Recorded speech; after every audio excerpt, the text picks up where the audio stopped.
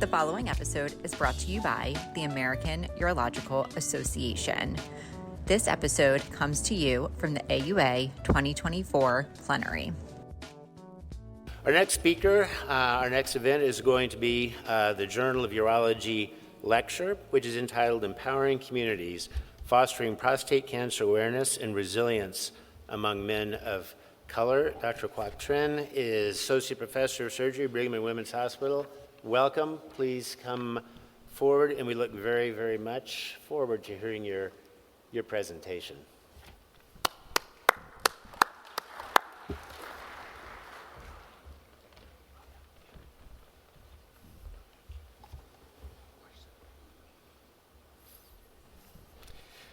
Thank you to the AUA, and thank you in particular to the Journal of Urology for the opportunity to talk and to highlight our work and outreach at the Mass General Brigham Prostate Cancer Outreach Clinic. These are my disclosures. So if we go straight to the take-home messages, the idea here is that we think biology is important, but access to care is a key factor and contributor to racial disparities in prostate cancer outcomes. A lot of the work that has been done by so many people has been to try to understand why the barriers that men of color face in receiving care for prostate cancer, especially with regards, as you will see, in transportation burdens and mistrust in receiving care at, for example, large academic centers. And in the second half of my presentation, I will talk about our work to reduce that disparity, to operationalize the research that has been done. And this is a community outreach clinic that we hope can overcome some of the disparities that we face in New England, Massachusetts in particular. So racial and ethnic minorities experience worse outcomes and lower quality of care across a variety of diseases. That is true for cardiovascular conditions, and it is especially true for cancer. And while a lot of work and thought has been put into the effect and the impact of biology on such outcomes, there's increasing thought that there are also potentially other factors at play. One thing that is curious is that the gap between race and ethnicity has narrowed over time, but it has not for Black men with prostate cancer, and that is a curious observation. Emerging data and a lot of studies from many groups, many of you who are present in this room here, and some from our group, in this case, this study that was funded by the Prostate Cancer Foundation, shows that, yes, if you look at large registries, there is a gap in survival between Black and white men presenting with prostate cancer. But when you start to account for numerous factors, factors such as demographics, factors such as receipt of care, receipt of timely care, those factors potentially go away to a point that in certain very simulated circumstances, Black men may actually do even better. But the key word here is that these are simulated circumstances. These are not real-world factors.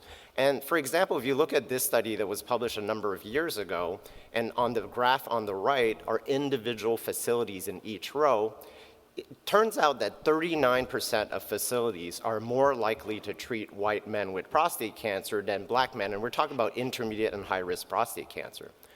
Only 1% of facilities were doing the opposite, which is in this case treating more Black men than white men proportionally. Studies like these have caught the attention of the Prostate Cancer Work Group at the Massachusetts Department of Public Health. This is the work group that I have been involved in for the past decade, and more recently have chaired this committee. This is a form of community engagement. We have representatives across all spectrums. That includes clinicians like myself, but also scientists, department staff, advocates, church leaders, patients, community health volunteers. And we come together on a quarterly basis to try to understand what can we do, what kind of studies can we done, what kind of community projects can we do to make a difference. So one such study, that early study was commissioned by the work group, is this paper that was led by Alexander Cole. And the idea here is that, well, we live in the great state of Massachusetts, and we have had health insurance for the past 20 years or so. So maybe we don't see the same disparities that are seen elsewhere. But it turns out that Black men were 22% less likely to receive definitive therapy in the state of Massachusetts when they had intermediate or high-risk prostate cancer. And the point to be made here is that despite what some people are saying, providing health insurance doesn't mean that people are receiving care. So how do you really try to understand this? And many people have thought about this very thoroughly, and this is a conceptual model that was designed by Penchansky et al., published in Medical Care. And we think that there are 5 dimensions to access to care. One that has been very highlighted in recent years is the concept of affordability, financial toxicity, co-pays, health insurance. And this is something that we have definitely heard more in recent years. But you also have to conceptualize, understand that access to care is across a number of other dimensions. And some of them include things like acceptability. Does the patient trust this institution to receive their care? And what about things like travel burden? Travel burden is not just simply the distance from the home of the patient to the facility. It also includes, well, what kind of mode of transportation the patient takes. Is the patient driving on a single highway straight into the hospital? Or is the patient taking 5 lines of metro and bus to get to this hospital, at which point it becomes so complicated, they would rather get their care at a community hospital that doesn't potentially have the same resources. We then decided, and this is the work group and a study that was funded by the American Cancer Society, to do a stakeholder analysis across different types of hospitals, different types of facilities that were serving primarily minority patients versus academic medical centers. And this was work that was led by Muhuddin Laban, and we talked to a number of different stakeholders. And as I said, we're talking about hospital executives, physician leaders, patients, navigators, community centers. And a number of very important themes we came across that guided some of the work that we did later. One of them is the concept of mistrust in large healthcare systems and providers, and this is specific to the state of Massachusetts. The idea is that communities of color don't necessarily feel that they should be coming to Boston to receive the care because there are some trust issues that have been pervasive. Another issue is, from a hospital executive leadership perspective, is there's an understanding that we need to do better. You know, a large healthcare system like Mass General Brigham covers a huge proportion of patients in New England. We need to do better to provide population health, but how do we do this? Are there examples? How do we provide stewardship in this manner? So what has been illustrated in the first part of this presentation is really that there is a problem, and despite what we know about biology, access to care is a major driver of racial disparities in prostate cancer mortality. And the solution that we have devised, and really the concept here, is how do you take the research that you have done and try to operationalize it in a constructive fashion regionally. It's to create a comprehensive outreach program in the largest healthcare system in New England, and it is truly focused on patient engagement. So what is exactly community engagement? There are many definitions to this, but in healthcare, we usually think of community engagement as collaborating with the communities and to identify and address key issues.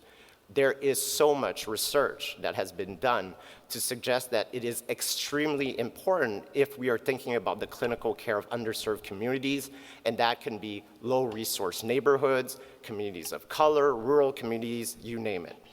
There are various ways to engage with these communities, ranging from events, surveys, and going as far as to advisory boards. But the whole concept of this is empowering communities in shared partnership and shared leadership, stewardship in devising these programs. Central to the concept of community engagement is how do you translate trustworthiness into trust. Trustworthiness is being reliable, being competent, and for example, here, providing medical care. Trust is the actual belief of the community that this, in our case, a health system, actually cares about what we're trying to do. And the only way to do this, to translate trustworthiness to trust, is with consistent and transparent actions by, in this case, academic medical center, to nurture that relationship between the hospital and the community. So here, as we said, we're translating this vision into a prostate cancer outreach clinic. This is an MGB, Mass General Brigham-wide initiative that is done with my partner here, Adam Feldman, who is at the MGH. As you know, I'm on the Brigham side. And the vision is really to use this as a case study, serve as a catalyst to bring our communities together through prostate cancer care. This is supported by the United Against Racism initiative. This is a system-wide initiative at our health system to really break the barriers of structural racism across a number of projects, and this is the project that was selected from the urology side. We devised a go-to-market strategy. This strategy was built upon the research that was presented earlier, but also worked upon with the MGB marketing and quality team, and to create this comprehensive outreach program. A number of things have been undertaken that we feel have been very successful, and I'm going to try to share with you some of these.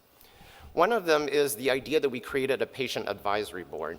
The thought is that the prostate cancer work group, as you saw it earlier, is a form of patient-engaged community engagement, and this is through outreach, consulting, and involving such communities. But by creating the patient advisory board, we hope to really collaborate and share leadership with such communities.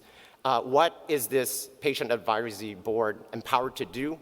It's very simple things such as patient education materials, but going as far as to selecting and timing the patient engagement events and serving as a sounding board for research that I will show you later on. Central to the strategy is hiring a full-time community health worker. As you will see, it is a little complicated in terms of where these referrals are coming from. So some of them are internal, some of them external, third parties, communities, self-referrals. Having a community health worker at the central part of this is absolutely important, especially to navigate insurance and to navigate how complicated prostate cancer care is. You know, if you have a lung mass, we think you have lung cancer, and then you end up having some sort of procedure. If you have an elevated PSA, you may recheck your PSA. You may come in to see a urologist, see a second urologist, get a 4K score, get an MRI. It is much more complicated, and having some sort of navigation through this process is very key to the success of this clinic and the retention of patients.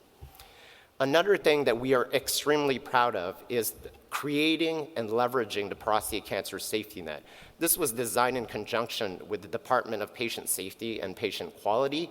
And the idea here is that, you know, patients come in with an elevated PSA, and they are supposed to follow through with this until the PSA normalizes, or they're getting an MRI, or they're getting a biopsy. You can imagine that a lot of patients are lost in this process. And you can also imagine that a lot of these patients are men of color and or men who do not speak English and are confused about this whole process and why they actually have to see a urologist for that. So the solution that we have devised here is that this list is being printed out on a monthly basis, sent over to our community health worker who reconnects with our patients and makes sure that these patients are brought into the urology clinic for follow-up. Another thing that we think has been very successful is leveraging patient education events. Patient education events are not designed necessarily to get patients, bring them into our clinic, although we get a number of referrals through this kind of process. The main objective, and going back to the mistrust that I presented earlier, is to rebuild that trust level that we may not have with communities of color for a variety of reasons over the decades of the existence of our health system.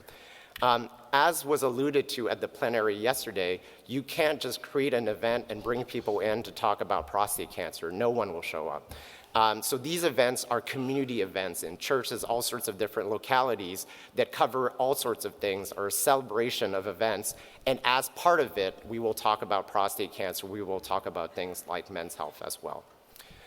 So to go over some of these results and examples, this is one of them, one of our early events, a Juneteenth Celebration of Freedom event that was devised with the Brigham and Women's Hospital Community Health Group. As you can see on the right, there's diverse representation. Our community health workers in the middle. Rick Lee, a medical oncologist at MGH, is on the right. We have our community partners, FEN, and you also see Professor Dudley, who's a prostate cancer survivor, our volunteer for our outreach effort, a black man who feels the need to participate in such events. And Mayor Wu, as you can see, is also on the left, who attended this event. It's a system-wide MGB collaboration. We have done a number of community events, 28 of them in total, 5 of them in the next month, 1 next weekend. And we have gone to all sorts of places. Community fairs on the left, public libraries on the right, top right, bottom right is in the church, and in the bottom middle is even in the construction site. So what are the preliminary results of our efforts? So in the past 2 fiscal years, we have seen 407 patients. We have had more than 1,300 appointments. 170 patients were out of network who came to see us. 25% of patients with elevated PSAs were diagnosed with cancer, and 110 procedures were performed in the MGB system. And we have to believe that a significant proportion of patients of these would maybe not have had that care if this effort didn't exist. Another thing that has been very successful, as I mentioned, is the safety net. And as I mentioned earlier, in the early phase of the inception of this project, a lot of patients had elevated PSAs and did not follow through.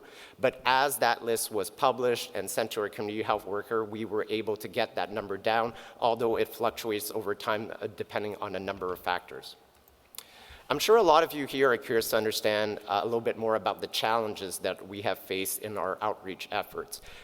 Some of them are very obvious. Navigating insurance, who is out of network, who is in network, uninsured, things like that, patient retention, language barriers, etc.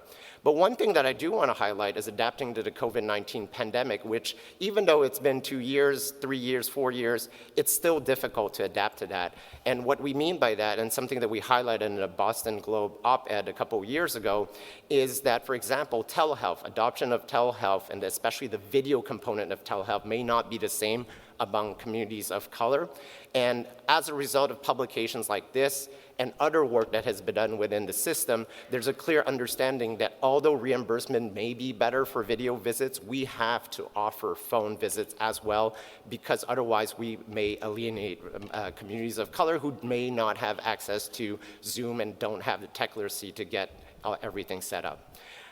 That said, despite our efforts, we do believe that some of the problems that we have seen in reuptake of PSA screening in the post-pandemic period may be related to access to health, telehealth, access to primary care physician in the post-pandemic period. And this is a study that just came out a couple of weeks ago in JNCI Cancer Spectrum on the bottom here. Another question that many of you may have is there any path to sustainability? Because this is all great, this is very laudable efforts, but what about pay mix and questions like that? And we do want to address one of the most important things here is the financial support of this initiative. We are well backed by our institution, and this is a project that will continue well beyond fiscal year 25. But we also have been very strategic in augmenting the support from our department and from the system with grants and philanthropy. For example, in the past year, we have received 3 grants, 2 of them from the DoD, that recruits patients specifically through the Prostate Cancer Outreach Clinic. So these are efforts that are research, but also operational as a way to bring more support to the Prostate Cancer Outreach Clinic. So for example, I will highlight one of them, this one in particular, and this is from the idea that Black men are 3.5 times more likely to use public transportation for their medical visits and at least 3 times longer commutes to seek care. And this was published in JAMA Network Open this past year. So as part of this DoD Health Disparity Award, we plan to do a feasibility trial to evaluate the effect of ride-sharing vouchers on continuity and, more importantly, completion of care.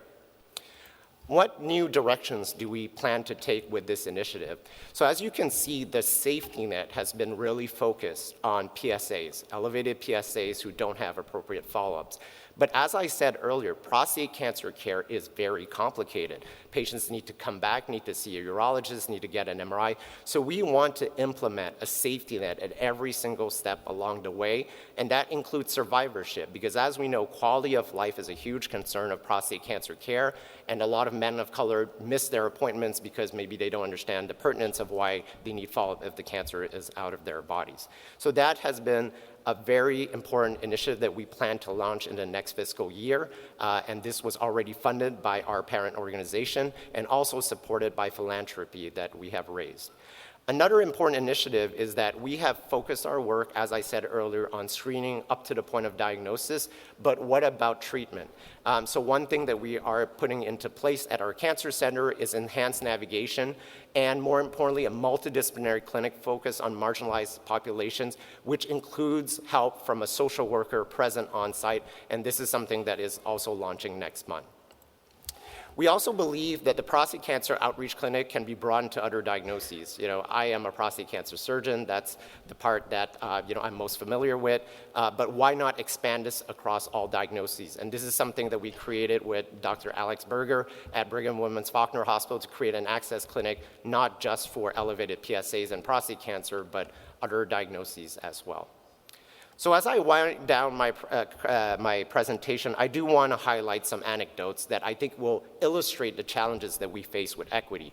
Because all these systems are very nice, but at the ground level, we face a lot of challenges. And this is just one example. This is a patient who showed up with an elevated PSA, was lost to follow-up, eventually was scheduled for a biopsy, but just because he showed up late for his biopsy was rescheduled. And unfortunately, over that whole process, many providers were involved, many phone calls from our community health worker. We have failed at bringing this patient back into the system, and probably he has now metastatic prostate cancer, and this is a failure of the project, but also a failure to acknowledge how complicated things can be. But obviously, there are examples where we think that we made a difference. In this case, is a patient who is diagnosed with prostate cancer, accepts that he needs treatment, schedules surgery, and decides to cancel surgery for a number of reasons, among other financial.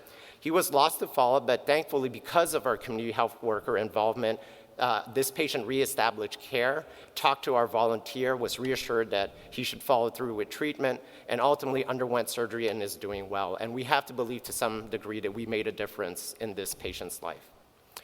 So to conclude, and I'm borrowing here from Brent Hollenbeck's conceptual model on variation in care, there's a lot of variation in prostate cancer care, and some of it racial, as I showed earlier.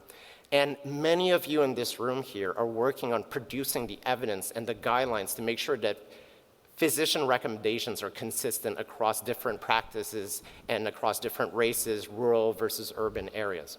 And some of you in the room that I see here today are working on policy and really trying to reduce that variation through either directly through physician recommendations or affecting payers as to what is reimbursed and what is not reimbursed. But I also believe that some of us should dedicate efforts to do community outreach, because that's the only way we can mitigate the social and environmental disparities that we see across this country. And I also believe that we as physicians should be providing that stewardship, because it is probably not going to come from the payers and certainly not from our governments. I do want to acknowledge a lot of people who have been involved in this project, and we're talking about the patients, we're talking about the mentors, the mentees, and the collaborators. Much respect and gratitude for your involvement. And I also want to point out that this paper that comes with this presentation is now available on the Journal of Urology website, and thank you for allowing us to highlight our work.